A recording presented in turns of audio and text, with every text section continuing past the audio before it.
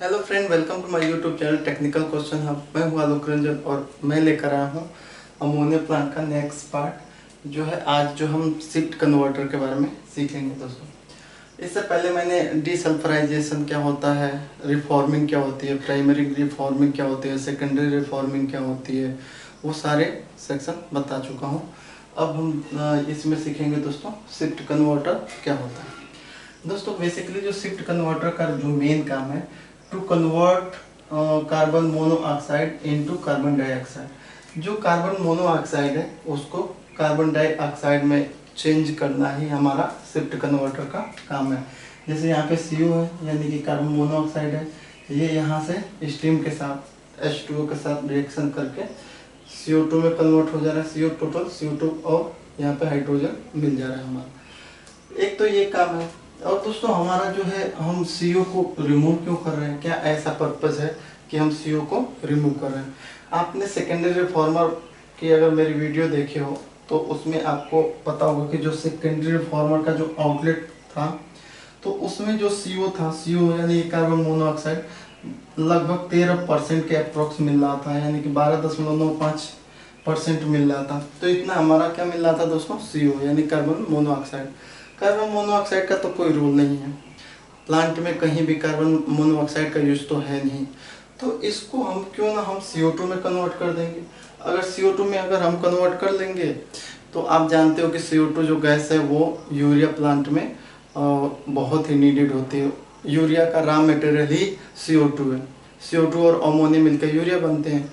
तो CO2 में अगर हम कन्वर्ट कर दे रहे हैं, यहाँ पे CO2 में कन्वर्ट कर दे रहे हैं कार्बन मोनोऑक्साइड को, तो एक बेनिफिट होगा कि यूरिया प्लांट में चली जाएगी एज ए रॉ मटेरियल।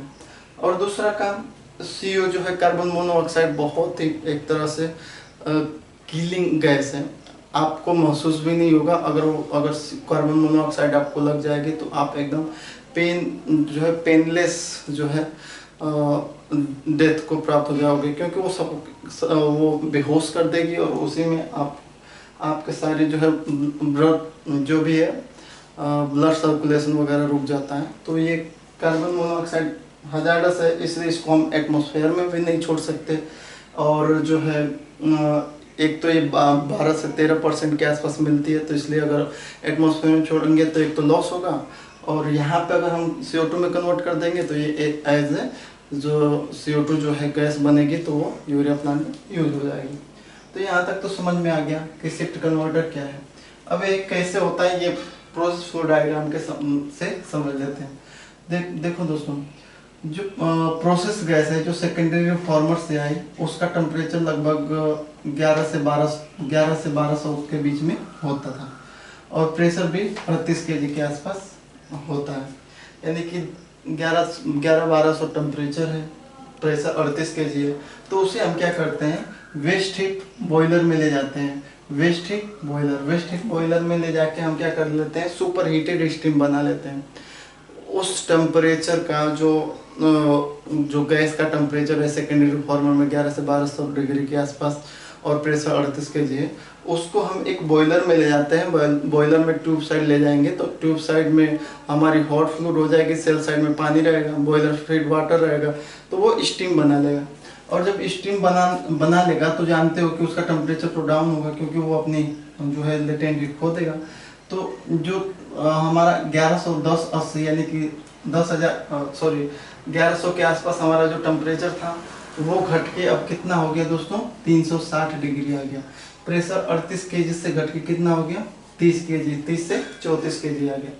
तो बॉयलर एक तरह से हमारा जो है वेस्ट हीट बॉयलर में हमने इस टेम्परेचर का यूटिलाइज करके उसका हम स्टीम बना लिए, और दूसरा उसका टेम्परेचर प्रेशर दोनों थोड़ा सा स्लाइटली डाउन कर लिए।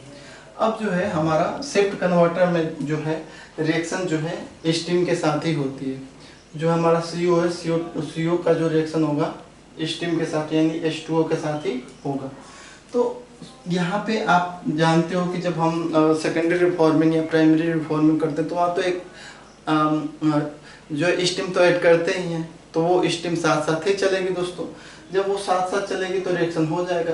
कभी कभी क्या होता है कि स्टीम नहीं मिलती है हमारी, जैसे प्लांट शट डाउन हो या कुछ ऐसे कंडीशन में, तो हमारा जो प्रोविज़न है यहाँ पे स्टीम ऐड करने का भी है, लेकिन वैसे स्टीम ऐड नहीं करते क्योंकि वो प्राइमरी और सेकेंडरी रिफॉर्मर में स्टीम रिफॉर्मिंग हो रही है, तो वहाँ से स्टीम मिल नहीं रही है। बस उसे ले जाके हमें शिफ्ट कन्वर्टर रिएक्टर में डाल देना है, तो वो खुद ही अपना रिएक्शन कर लेगा। तो यहाँ पे हमारा जो है 2 स्टेप में शिफ्ट कन्वर्टर होता है, यानी कि हमारा जो है 2 स्टेप में जो है कार्बन मोनोऑक्साइड CO2 गैस में बदलती है। पहला जो है हाई टेम्परेचर शिफ्ट कन्वर्टर, यानी कि HTCS। यहाँ पे 2 कन्वर्टर है, एक HTCS है और दूसरा LTSC, यानी कि हाई टेम्परेचर शिफ्ट कन्वर्टर एक है और एक लो टेम्परेचर शिफ्ट कन्वर्टर। दो तरह के कन्वर्टर हैं यहाँ पे, पहला हाई टेम्परेचर, दूसरा लो टेम्परेचर शिफ्ट कन्वर्टर। अब हम पहले ये जानेंगे कि हम हाई टेम्परेचर शिफ्ट कन्वर्टर क्यों यूज़ कर रहे हैं और लो टेम्परेचर शिफ्ट कन्वर्टर क्यों यूज़ कर रहे हैं। पहले तो इनके पर्पस देखते हैं। पर्पस तो दोनों के सेम है। जो है हमारा हाई टेम्परेचर शिफ्ट कन्वर्टर का भी पर्पस यही है कि CO को CO2 में कन्वर्ट करना, और लो टेम्परेचर शिफ्ट कन्वर्टर का भी काम है कि जो ये हाई टेम्परेचर शिफ्ट कन्वर्टर जो कन्वर्ट नहीं कर पाया उसे जो है कन्वर्ट करना। जैसे यहाँ पे rest of CO convert into CO2, यानी कि जो लो टेम्परेचर शिफ्ट कन्वर्टर है वो जो है जो बचा खोचा जो है CO बच जा रहा है उसको CO2 में कन्वर्ट करता है। ये तो आपका हो गया दोनों के पर्पज। अब हम देखते हैं कि हाई टेम्परेचर और लो टेम्परेचर शिफ्ट कन्वर्टर का देने का मतलब क्या है। दोस्तों क्या होता है, आपने पढ़ा होगा कि जो रेट ऑफ रिएक्शन होती है वो छः चीज़ों पे, मेनली 6 चीज़ों पे डिपेंड करती है। पहला रिएक्टेंट कंसंट्रेशन, रिएक्टेंट की जो कंसंट्रेशन है, रिएक्टेंट की कंसंट्रेशन बढ़ाओगे तो रेट ऑफ रिएक्शन बढ़ेगी। दूसरा फिजिकल स्टेट, अगर रिएक्टेंट की फिजिकल स्टेट क्या है उसके अकॉर्डिंग हमारा रेट ऑफ रिएक्शन बढ़ती है या घटती है।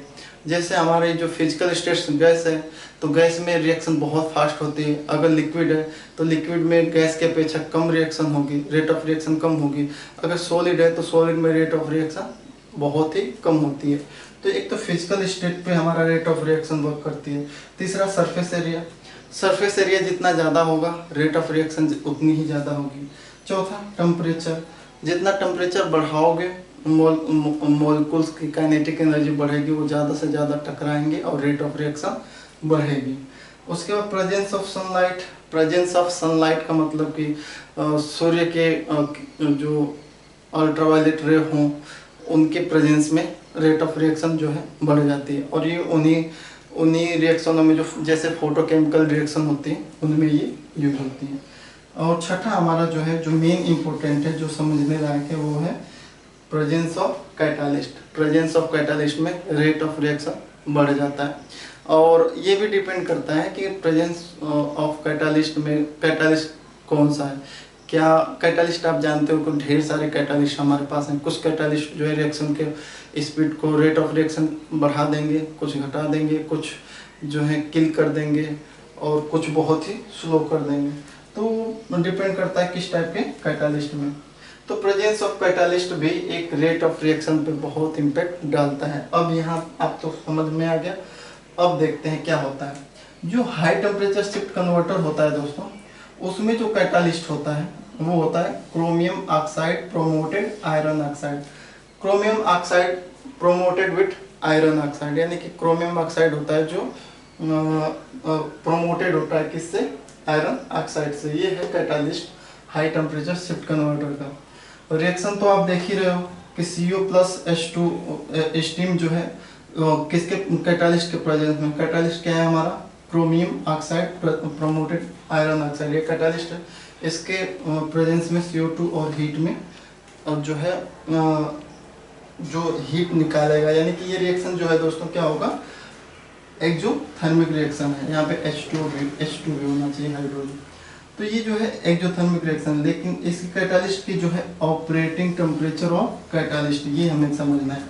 ऑपरेटिंग टेम्परेचर ऑफ कैटालिस्ट, इसमें जो ये chromium oxide promoted iron oxide है इसका जो ऑपरेटिंग टेम्परेचर है कितना है दोस्तों, 370 से 470 के बीच। 370 से 470 के बीच अगर टेम्परेचर होगा तो ये जो है जो रिएक्शन करेगा, क्योंकि कैटालिस्ट ही ऐसा है। कैटालिस्ट का ऑपरेटिंग टेम्परेचर कितना है दोस्तों, 370 से 470, यानी कि 370 और 470 अगर टेम्परेचर मिलेगा तभी कैटालिस्ट वर्क करेगा, नहीं तो नहीं करेगा। यही एक रीजन है कि हमें हाई टेम्परेचर शिफ्ट कन्वर्टर का यूज करना पड़ता है। अब लो टेम्परेचर शिफ्ट कन्वर्टर की बात करें तो लो टेम्परेचर शिफ्ट कन्वर्टर का सबसे पहला पर्पज है कि जो यहाँ से हमारा जो बची खुची जो CO है, कार्बन मोनोऑक्साइड, वो CO2 में कन्वर्ट करना, ठीक ना। जैसे अगर मैं देखूं, मैं बताऊं, इसमें जो है हमारा जो हाई टेम्परेचर शिफ्ट कन्वर्टर है, हाई टेम्परेचर शिफ्ट कन्वर्टर में जो सेकेंडरी रिफॉर्मर से जो CO निकली वो 12.95 यानी कि 13% के आसपास निकली। कहाँ से दोस्तों, सेकेंडरी रिफॉर्मर से CO यानी कार्बन मोनोऑक्साइड।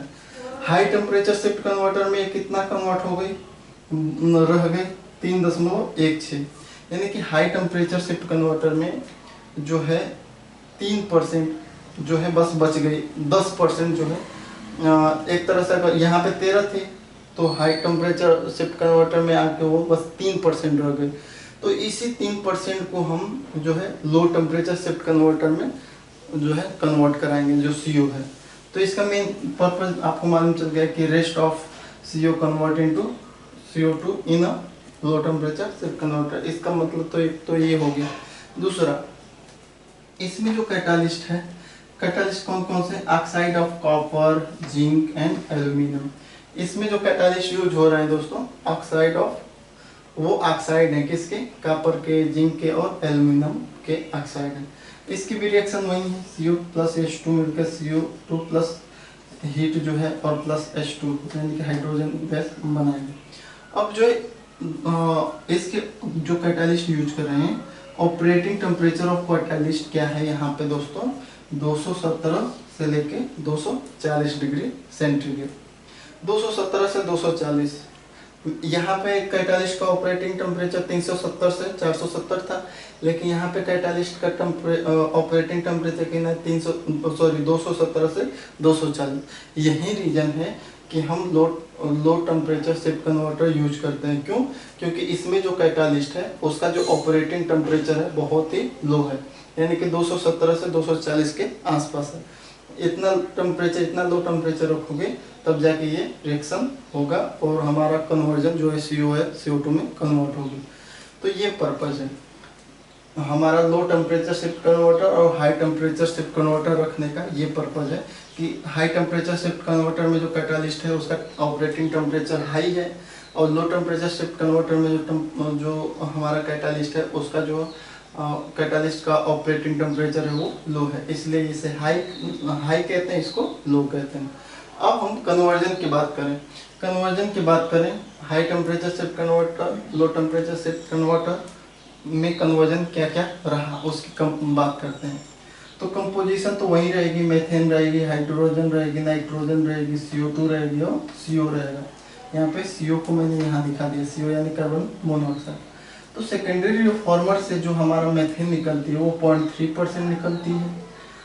जो हाइड्रोजन निकलता है 56.49 निकलता है और नाइट्रोजन जो निकलती है 22.65% निकलती है और CO2 जो निकलती है 7.34 और CO निकलती है 12.95। ये तो हमारा कंपोजिशन है सेकेंडरी रिफॉर्मर का। जो हाई टेम्परेचर और लो टेम्परेचर में कितना कितना रह जाती है वो बता रहा हूँ। मीथेन जो है 0.3 से हाई टेम्परेचर शिफ्ट कन्वर्टर में बस 0.27 हो जाती है, लो टेम्परेचर शिफ्ट कन्वर्टर में 0.27। ये तो दोनों में सेम रहेगी। मीथेन जो है 0.3 से 0.27 में बच गई। अब बात करते हैं हाइड्रोजन की। हाइड्रोजन पहले थी 56.49, सेकेंडरी रिफॉर्मर से जो गैस है उसमें हाई टेम्परेचर में आके ये 60.27 हो गई और लो टेम्परेचर में 61.37 हो गई। अब आते हैं नाइट्रोजन की। नाइट्रोजन जो है सेकेंडरी रिफॉर्मर में 22.65 थी और हाई टेम्परेचर शिफ्ट कन्वर्टर में 20.68 हो गई। लो टेम्परेचर शिफ्ट कन्वर्टर में 20.11 रहेगी। CO2 की बात करते हैं। CO2 सेकेंडरी रिफॉर्मर से जो निकली 7.34 थी, लेकिन अब जो है CO मैंने बताया था ना कि CO जो है पूरा CO2 में कन्वर्ट होगी। तो पहले तो 7.34 थी, लेकिन अब कितना होगी, यही हाई टेम्परेचर शिफ्ट कन्वर्टर में हो गई 15.37 और लो टेम्परेचर शिफ्ट कन्वर्टर में हो गई 17.74, यानी कि CO2 जो है 7 से सीधे 17.7 हो गई। किस में दोस्तों? शिफ्ट कन्वर्टर में। अब बात आते हैं कार्बन मोनोऑक्साइड की। कार्बन मोनोऑक्साइड जो थी सेकेंडरी रिफॉर्मर में 12.95 थी, हाई टेम्परेचर शिफ्ट कन्वर्टर में हो गई 3.16 और लो टेम्परेचर शिफ्ट कन्वर्टर में ओनली बच गई 0.3%। यही मेन था हमारा high temperature low temperature shift converter का, यही था कि जो है कार्बन मोनोऑक्साइड जो 12.95 यानी 13% है, उसको 0.3 में यानी कि पूरा CO2 में कन्वर्ट कर दिया। यहाँ तक तो समझ में आ गया। अब ये तो हमारी थ्योरी हो गई। अब देखते हैं, यहाँ हमने पहले बताया था गैस आई, टेम्परेचर प्रेशर उसका ये था, स्टीम बना के अपनी टेम्परेचर प्रेशर को लो कर दिया और 360 डिग्री टेम्परेचर और 30 से 34 kg प्रेशर से हाई टेम्परेचर शिफ्ट कन्वर्टर में हमारा क्या है दोस्तों, गैस इन हुई। और इसमें जो है कैटालिस्ट बेड है। कैटालिस्ट बेड जो है हाई टेम्परेचर शिफ्ट कन्वर्टर के कौन से कैटालिस्ट बेड है दोस्तों? क्रोमियम ऑक्साइड है जो प्रोमोटेड विथ आयरन ऑक्साइड है। तो ये कैटालिस्ट यहाँ पे भरा है और उससे पहले यहाँ पे हमने लगा देते हैं हम दोस्तों क्लोरीन गार्ड। क्लोरीन गार्ड लगाते हैं जो क्लोरीन को ट्रैप कर लेते हैं।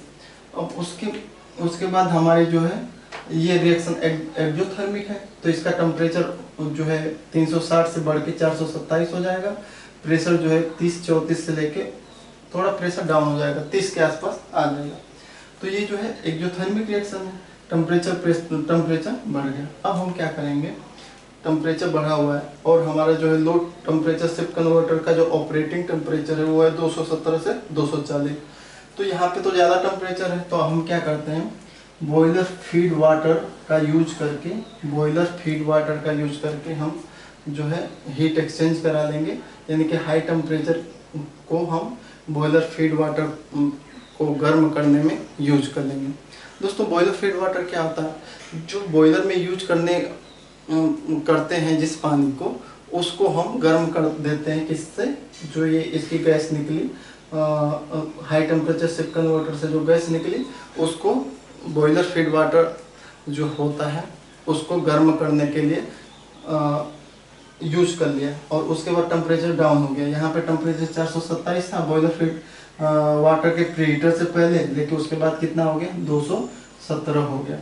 प्रेशर तो वही रहा, टेम्परेचर इसका डाउन कर लिया और यही टेम्परेचर हमारा लो टेम्परेचर शिफ्ट कन्वर्टर का होता है। अब इसे हम ले गए लो टेम्परेचर शिफ्ट कन्वर्टर में। ये कैटालिस्ट बेड है। कैटालिस्ट इसमें जो यूज होता है वो है oxide of copper, zinc and aluminium. ये कैटालिस्ट बेड है और यहाँ से ये भी रिएक्शन क्या है दोस्तों, एक्सोथर्मिक है। एक्सोथर्मिक जब रिएक्शन होगी तो टेम्परेचर जो 217 था वो 231 डिग्री हो जाएगा। प्रेशर भी थोड़ा सा ड्रॉप आ जाएगा, प्रेशर थोड़ा डाउन आ जाएगा, क्योंकि कैटालिस्ट है, कैटालिस्ट बेड से जैसे ही हो जाएगा तो थोड़ा प्रेशर ड्रॉप होगा ही। तो यहाँ से ये फिर गैस निकली, फिर इसका जो टेम्परेचर जो है ज़्यादा है 231, उसको फिर हमने क्या किया, बॉयलर फीड वाटर को गर्म करने में उसकी हीट को यूटिलाइज कर लिए। फिर उसको सेपरेटर में ले गए। सेपरेटर का काम यही है कि अगर कुछ मॉइस्चर या कंडेंसेट है तो वो बाहर निकल जाएगा, या कुछ कैटालिस्ट के कुछ डस्ट वस्ट हो तो वो भी बाहर बैठ जाएगा। और फिर जो है ये चला गया नेक्स्ट सेक्शन में, CO2 रिमूवल सेक्शन में चला जाएगा। कितने प्रेशर से? 28.6 kg उसका प्रेशर रहेगा और टेम्परेचर कितना रहेगा, 158 डिग्री सेंटीग्रेड। तो ये हमारा शिफ्ट कन्वर्टर का रोल है। तो शिफ्ट कन्वर्टर होता क्या है, उसकी फ्लो डायग्राम क्या है, वो सारी चीज़ें आपने समझ गई। इसमें आई थिंक आपको पूरा जानकारी हो गई होगी। एक और जानकारी मैं दे दूं दोस्तों, कहीं कहीं पे ये लो टेम्परेचर शिफ्ट कन्वर्टर जो है इसको बाईपास कर देते हैं। लो टेम्परेचर शिफ्ट कन्वर्टर को बाईपास कर देते हैं। और बाईपास कब करते हैं उसकी कंडीशन भी मैं बता दूं। अगर हमारा जो क्लोरीन है, अगर 0.1 ppm से ज़्यादा आएगा और तो हम इसको लो टेम्परेचर शिफ्ट कन्वर्टर को बाईपास कर देंगे, इसका यूज नहीं करेंगे। एक तो ये कंडीशन है। दूसरी कंडीशन ये है कि यदि सल्फर जो है 0.3% से ज़्यादा अगर आ रही है तो भी हम लो टेम्परेचर शिफ्ट कन्वर्टर का यूज नहीं करेंगे। क्यों नहीं करेंगे? क्योंकि क्लोरीन और सल्फर जो इसमें यूज होने वाला जो कैटालिस्ट है, ऑक्साइड ऑफ कॉपर, जिंक और एल्यूमिना, उसके लिए बहुत ही पॉइजनस का वर्क करेगा। अगर थोड़ा भी अगर क्लोरीन जो है 0.1 ppm से ज़्यादा मिल गई या सल्फर 0.3 ppm से ज़्यादा मिल गया तो इसमें जो यूज होने वाले कैटालिस्ट हैं उनकी तरह वो जो है क्लोरीन और सल्फर दोनों एज ए पॉइजनस वर्क करेंगे और पूरा का पूरा कैटालिस्ट को डैमेज कर देंगे, खराब कर देंगे। तो उस केस में हम क्या करते हैं, इसको पूरा का पूरा बाईपास कर देते हैं। यहाँ से डायरेक्ट हम CO2 रिमूवल सेक्शन में भेज देते हैं। आई थिंक आपको शिफ्ट कन्वर्टर भी समझ में आ गया होगा। अगर इसमें और कोई प्रॉब्लम है तो प्लीज़ कमेंट बॉक्स में लिखिए। Thanks for watching.